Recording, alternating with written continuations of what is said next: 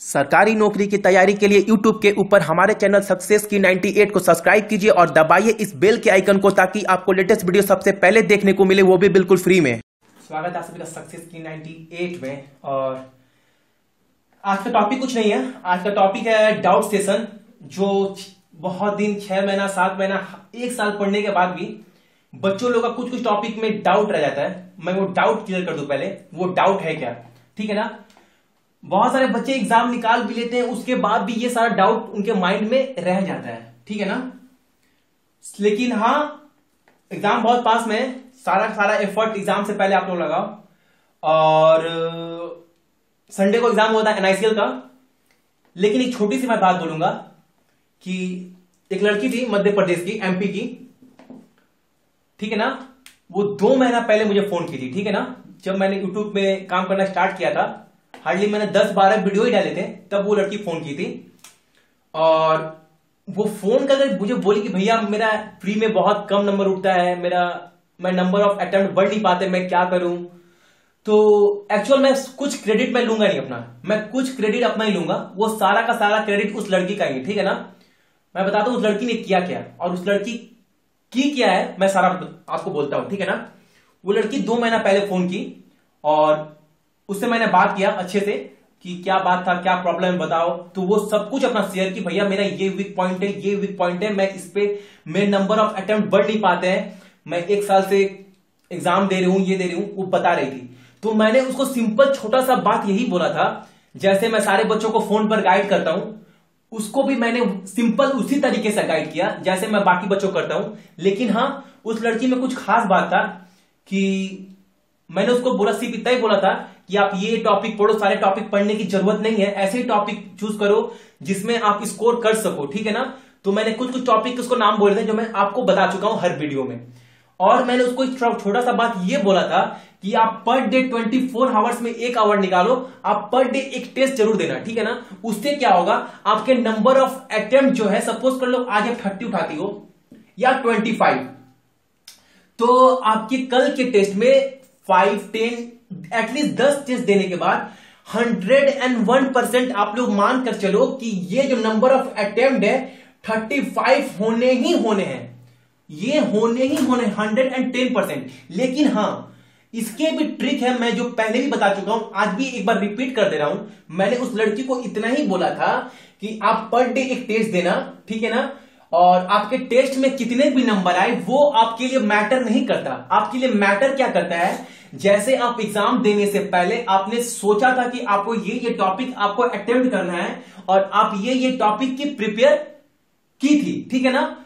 Suppose करो आपने mind में रखा कि मेरे 45 मार्क्स के जो पेपर है वो मैं अटेम्प्ट कर लूंगी, लेकिन आप बाय डिफॉल्ट आपने 30 ही मार्क्स आपके आए।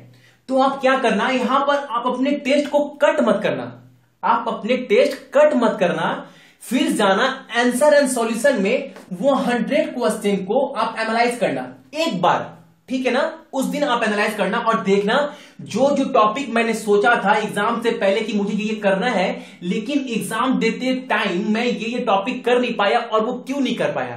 तो वो पर डे टेस्ट देने के बाद वो आपको एटलीस्ट एनालाइज करना है। मैंने उस लड़की को इतना ही बोला था, ठीक है ना। वो लड़की मुझे 2 महीने फोन नहीं की, उसके बाद 2 महीने वो लड़की फोन नहीं की। सडनली मुझे संडे को, आपको पता होगा एग्जाम था NICL का, ठीक है ना। वो संडे को मुझे सेकेंड शिफ्ट के बाद फोन की और उसका पहला वर्ड यही था कि भैया थैंक यू, अब मेरे अटेम्प्ट 87 है आउट ऑफ 100। कुछ पल के लिए तो मुझे विश्वास नहीं हुआ, मुझे विश्वास ही नहीं हो रहा था क्या बोल रही है वो। उसने बोला भैया मेरे अटेम्प्ट 87 है आउट ऑफ 100। कुछ पल के लिए तो मैंने हंसा पहले, उससे मैंने पूछा सच में तुम मतलब क्या, मतलब टिक मार कर आई है क्या, तो आपने क्या किया है। तो वो बोल रही थी भैया मैंने सिर्फ इंग्लिश में 18 अटेम्प्ट किए हैं, ठीक है ना। इंग्लिश में उसने सिर्फ 18 अटेम्प्ट किए थे, वो भी एरर्स छोड़कर, क्लोज टेस्ट और पैसेज 20 में से 18। बाकी उसने 69 नंबर ना सिर्फ रीजनिंग और मैथ। मैं टोटली शॉक्ड था, टोटली शॉक्ड। और मैंने उसके बाद उससे जो सेकंड क्वेश्चन था मेरा वही था कि मैंने तुमको बोला था कि प्री टेस्ट अटेम्प्ट करने के लिए तुमने एटलीस्ट किए कितने। उसने बोला भैया 47, मैं दंग रह गया। मैंने बोला 47, गजब यार, मतलब क्या बोलूं। तो आप खुद देख सकते हो वो 30 नंबर से कहां पहुंची। और मैं ये आपको बात आज से नहीं, कल से नहीं, मैं 1 महीना पहले से बोल रहा हूं, सारे बच्चों को गाइड कर रहा हूं। आपको ये चीज करना बहुत जरूरी है। और आपको सारे टॉपिक नहीं पढ़ने, इतने ही टॉपिक पढ़ने हैं जो आपको अच्छे मार्क्स स्कोर दे स्मार्ट वे में, ठीक है ना। मैं बार बार क्या बोलता हूं, smart way smart way smart way. वो स्मार्ट वे है क्या, आप समझो पहले। वो स्मार्ट वे है क्या? वो स्मार्ट वे वो चीज है, सपोज करो मैथ में आपको एक ही 2 टॉपिक पढ़ना है जो आपको स्मार्टली वर्क दे आपके पॉकेट में उठाकर, ठीक है ना। ये नहीं कि आप सारा टॉपिक पढ़ रहे हो, मेहनत कर रहे हो, दिन भर किताब कॉपी, बेकार, टोटल वेस्ट ऑफ टाइम। फिर तो मदर फादर को बेवकूफ बनाओगे, जो करना है करो, ठीक है ना। सो थोड़ा स्मार्टली वर्क करना है, ठीक है ना। और आज का सेशन क्या है? आज का सेशन है आपका डाउट, जो बच्चों लोग का डाउट क्लियर नहीं होता है। जो सबसे पहला टॉपिक है वो है इनइक्वालिटी वाला क्वाड्रेटिक इक्वेशन। देखो सपोज करो ये टॉपिक बहुत सारे बच्चे, मैंने अच्छे से ऑलरेडी बता दिया, फिर भी कुछ बच्चे पूछ रहे हैं भैया एक बार और रिपीट कर दो। देखो अगर सपोज करो क्वाड्रेटिक इक्वेशन में जो आते हैं ना, सपोज करो x का वैल्यू 5 है और इसका 2 है, और ये सीएनडी वाला भैया कब होता है? भैया ये सीएनडी वाला कब होता है, कांट बी डिटरमाइन होता कब है, समझ में नहीं आया अच्छे से। देखो अगर x का वैल्यू 5 है, इसका 2 है, इसका 4 है, इसका 3 है, ठीक है ना। और अब इसको कंपेयर कैसे करना है, वो भी स्मार्ट वे में करना है, ठीक है ना। करना कैसे, देखो ये x है, ये y है, ये जो स्ट्रेट लाइन गया, ठीक है ना। मैंने क्या बोला, x का वैल्यू क्या है, +5, okay, then 2, okay, and value of y वो क्या है हमारे पास, जो डाटा है वो क्या है, 3 एंड 4। इसका आंसर क्या होगा, मैं बार बार बोला था, इसका आंसर क्या होगा, 110% आंख को बंद कर कर क्या बोलना, सीएनडी। कुछ देखना ही नहीं है आपको, बाकी टीचर, बाकी इंस्टीट्यूट, बाकी बुक्स क्या बोलते हैं भूल जाओ, भूल जाओ। आंसर क्या होगा, सीएनडी। स्मार्ट तरीका है, ठीक है ना, सीएनडी। आप बोलोगे क्यों, क्योंकि अगर कोई भी नंबर, एक नंबर, 2 नंबर, कोई भी नंबर अगर मिडिल में आता है ना, तो उसका आंसर 110% सीएनडी ही होने वाला है, ठीक है ना। थोड़ा डाटा को चेंज कर कर एक चीज और दिखाते हैं आपको। देखो अगर ये मेरा 5 है और ये 6 है, y का वैल्यू, आप बोलोगे ओके, देन व्हाट, y एक तो मेरा 5 पे बैठेगा ही बैठेगा, ये 6 पे बैठेगा। अब इसका आंसर क्या होगा, इसका आंसर क्या होगा, इसका आंसर होगा y ग्रेटर देन और इक्वल टू x। क्यों, देखो एक तो ग्रेटर है ही, एक तो इक्वल है, ठीक है ना। ये बात समझे। थोड़ा डाटा को और चेंज करते हैं, थोड़ा और कॉम्प्लिकेटेड करते हैं। कैसे, वो देखो अगर मैं बोलूं 5, ओके, नाउ 3, अब क्या बोलोगे, अब देखो एक डाटा तो हमारे पास 5 का है ही, एक डाटा तो हमारे पास 5 का है ही, और डाटा क्या है 3। अब इसका आंसर क्या होगा, इसका आंसर क्या होगा क्या, कुछ नहीं होगा, सीएनडी होगा। क्यों होगा, क्योंकि देखो मैंने क्या बोला, एक डाटा भी अगर बीच में आता है तो उसका आंसर क्या होगा, C&D, that means can't be determined, ठीक है ना। तो देखो 3 डाटा क्या आ रहा है, हमारे मिडिल में आ रहा है, ठीक है ना। बाकी टीचर क्या बोलते हैं, बाकी आपके ट्रिक, तरीका, बुक्स क्या बोलता है, सब भूल जाओ, ठीक है ना। शॉर्टकट में याद रखो, जो आपको सारी जिंदगी याद रहे, कभी आप भूल ना पाओ, ठीक है ना। पढ़ना वैसे ही है, ये नहीं कि आज एग्जाम पास हुआ कल भूल गए, बिल्कुल नहीं। सारी जिंदगी याद रहना है, वैसे पढ़ो, ठीक है ना। सपोज करो अगर मैं थोड़ा डाटा और चेंज करता हूं तो आपको यहां पर क्या मिलेगा, आपको मिलेगा यहां पर 1 एंड क्या मिलेगा, यहां पर मिलेगा 3। अब देखो 1 एंड 3 की बात की मैं, ठीक है ना। तो y1 हुआ एंड ये क्या हुआ 3। अब क्या होगा, फिर होगा CND, again CND, because 1 data is come बीच में। अब देखो थोड़ा और डाटा को मैं चेंज करता हूं। अगर मैं इसको बोलूं 8 एंड 7, तो ये तो सारे बच्चों को पता है कि भैया 110% y ग्रेटर देन x। बिल्कुल सही, आप लोग भी सही, मैं भी सही, ठीक है ना। अब थोड़ा डाटा, कुछ स्टूडेंट बोल रहे थे कि भैया माइनस वाला थोड़ा बताना, तो माइनस वाला क्या होता है, वो डाउट अभी तक क्लियर नहीं हुआ। देखो जैसे नॉर्मल है यार, जैसे प्लस है वैसे माइनस है, थोड़ा तो माइंड लगाओ, माइंड को थोड़ा क्रिएटिव बनाओ। अगर मैं बोलता हूं 5 बोला और मैंने बोला -5, क्या है, कौन सा बड़ा है, ये बड़ा है ना। सेम उसी तरह प्रॉब्लम क्या है आप लोगों को, ये -5 है, ये -4 है, बड़ा कौन सा है, अरे बड़ा -4 है, सिंपल तो है। इस चीज को बिल्कुल भी डाउट मत रखना, फिर भी मैं आपको डाउट क्लियर करने के लिए बता दे रहा हूं एक बार। अगर ये सपोज करो -4 है, ये -3 है, ये -2, ये -5, ठीक है। अब देखो जो x की वैल्यू है, जो x की वैल्यू, वो क्या होगा? सबसे छोटा कौन सा है? -4, एंड इससे छोटा -3। अब देखो हमारे पास डाटा y का क्या है? सबसे जो बड़ा है, ये बड़ा है, ये बड़ा है, ये भी बड़ा है, -2 बड़ा है -5 से। अब क्या आएगा हमारे पास? -5। अब इसका आंसर क्या होगा क्या? सिमिलर जो ऐड था वही क्या होगा? ये। तो आंसर क्या होगा? C एंड D, ठीक है ना। तो ये थे हमारे इसके कंसेप्ट। तो इस चीज को लेकर आप बिल्कुल भी डाउट मत रखना, ठीक है ना। अब एक सेशन आता है सिलॉक्स का, जो बहुत सारे बच्चे, मैं एक की नाम ही लूंगा, बहुत सारे बच्चे, मतलब मेजोरिटी की बात कर रहा हूं मैं, ठीक है ना। वो बोलते हैं भैया मैं इंस्टीट्यूट में गया था, मुझे ये चीज पढ़ाया गया, टीचर लोग ये चीज बोले हैं, ऐसे करने के लिए बोले हैं, वो बोलते हैं कि ये कंसेप्ट तुम्हारा गलत है, ऐसे करो। देखो एक बात तो समझो पहले, जो टीचर बोल देगा वही सही है।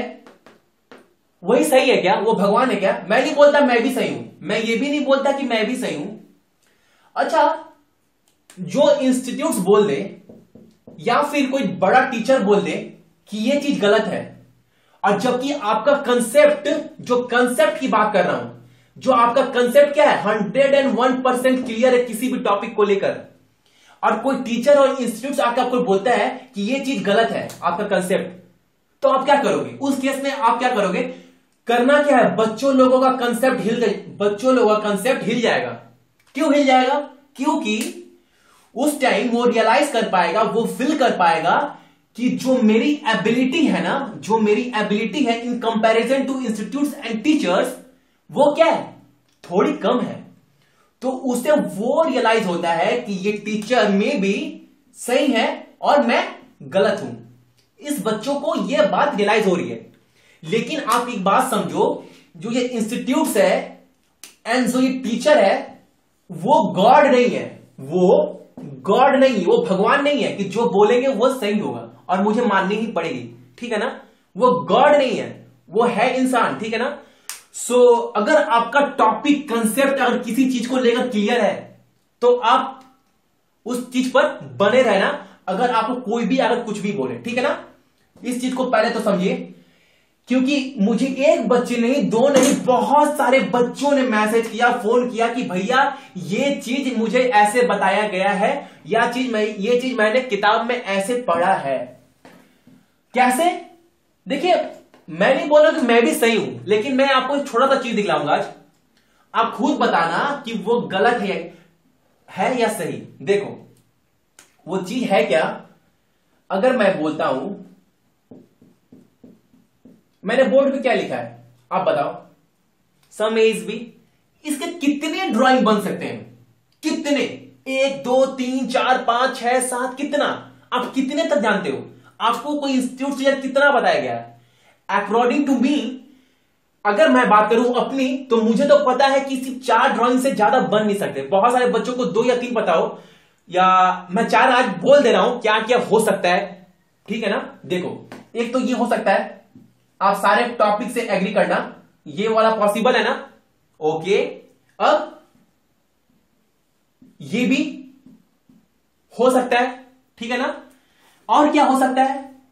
और ये हो सकता है ना, ये हो सकता है, ठीक है। और क्या हो सकता है? और ये हो सकता है कि यही मेरा ए हो, यही मेरा ओवरलैप।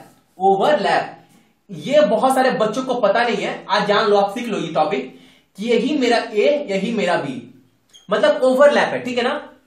अब इस 4 ड्राइंग के अलावा 5वां ड्राइंग कौन सा है? आप बताओ, कोई है क्या? कोई टीचर, इंस्टीट्यूट को मुझे बोल दे कि ये ड्राइंग हो सकता है। अगर, लेकिन क्वेश्चन क्या है? क्वेश्चन ये है बच्चों लोगों का, मेरे से स्पेशली, कि भैया स्टेटमेंट में जो दिया गया है सम ए इज बी, अगर ये कंक्लूजन में पूछ देना रीड स्टेटमेंट, अगर 1 मिनट में इसको रेड पेन से टिक कर दे रहा हूं, जिससे आप लोग इसको अच्छे से समझ पाओगे, ठीक है ना। Okay, let's check out. भैया अगर रीस्टेटमेंट अगर कंक्लूजन में पूछ दे सम ए इज बी, तो भैया इंस्टीट्यूट वगैरह बोलते हैं ना कि इसको आप फॉलो नहीं होगा। एक बात बताओ, मुझे किसी ने बोला कि जो ए है वो बी है, सम ए इज सम बी, स्टेटमेंट में डेफिनेटली क्लियरली बोल दिया गया सम ए इज बी। और मुझे कोई पर्सन आके पूछा कि एक बात बताओ सम ए इज बी है, तो आप क्या बोलोगे? मुझे टीचर या इंस्टीट्यूट ने बोला था कि रीस्टेटमेंट फॉलो नहीं करता, तो नहीं सम ए इज बी नहीं है, आप यही बोलोगे। तो जो बंदा आपके पास आएगा ना वो आपको गाली देकर निकल जाएगा। क्यों निकल जाएगा? वो बोलोगे अंधा है क्या? वहां स्टेटमेंट में क्लियर दिखाई दे रहा है सम ए इज बी, और हमने तुमसे आकर पूछा सम ए इज बी है क्या, और तुम बोला नहीं है। वो तो क्लियर दिखाई दे रहा है। और किस बेस पर चारों ड्राइंग में अगर कोई ऐसा ड्राइंग होता जिसमें मुझे लगता कि सम ए इज बी फॉलो नहीं कर रहा है, तो मैं बोल सकता था चलो एक ड्राइंग के अनुसार सम ए इज बी फॉलो नहीं कर रहा है। लेकिन चारों के चारों ड्राइंग में मुझे सम ए इज बी दिख रहा है और इसमें भी दिख रहा है, तो रीस्टेटमेंट फॉलो क्यों नहीं करेगा? क्यों नहीं करेगा? देखो एक बात और है, वो बात क्या है कि अगर पॉसिबिलिटी वाली केस में ना, पॉसिबिलिटी अगर यही क्वेश्चन आपको ऐसे दे दिया जाता, कैसे? ऐसे सम ए इज बी इज पॉसिबिलिटी, ठीक है ना। अगर ये क्वेश्चन होता इस केस में, तो आप बोलते कि ये फॉलो नहीं करेगा, ठीक है ना, ये फॉलो नहीं करेगा। क्यों नहीं करेगा? देखो इसके भी लॉजिक प्रूफ मैं दे रहा हूं, मैं प्रूफ दे रहा हूं, ठीक है ना। कोई टीचर है जो प्रूफ दे और बोल दे जो रीस्टेटमेंट वाला फॉलो नहीं करेगा, है एग्जांपल आपके पास? देखो पॉसिबिलिटी वाले फॉलो नहीं करेगा, अगर सेम रीस्टेटमेंट हुआ तो इस केस में, ना कि रीस्टेटमेंट वाले केस में। सम में देखो अगर मेरे पास कोई बोला कि सम में इज बी, ठीक है, ये मुझे दिख रहा है। क्यों दिख रहा है? क्योंकि ये हमारा स्टेटमेंट है, इसलिए हमको ये चीज दिख रहा है, ठीक है ना। अगर कोई आपके कंक्लूजन आपसे आकर पूछता है कि सम में ए इज बी हो सकता है क्या, हो सकता है क्या, ये पॉसिबिलिटी पूछ रहा है, पॉसिबिलिटी। अगर कोई पॉसिबिलिटी पूछ रहा है तो हम क्या बोलेंगे? नहीं हो, ये तो ऑलरेडी है, सम इज बी तो ऑलरेडी है, और आप पॉसिबिलिटी पूछ रहे हैं, होने की बात कर रहे हैं, तो ये तो हमारा पॉसिबिलिटी नहीं होगा ना, क्योंकि सम में इज बी ऑलरेडी है और हमसे क्या पूछ रहा? पॉसिबिलिटी, हो सकता है क्या हो सकता है। फ्यूचर की बात क्यों कर रहे हो? यहां पर सम में इज बी तो ऑलरेडी है, तो फ्यूचर की बात मत करो, जो प्रेजेंट में है वो है, तो पॉसिबिलिटी इस केस में फॉलो नहीं करेगा, ठीक है ना। तो इस चीज को आप डाउट प्लीज क्लियर कर लो, बहुत सारे बच्चों का डाउट ये भी है इस माइंड में, ठीक है ना। सो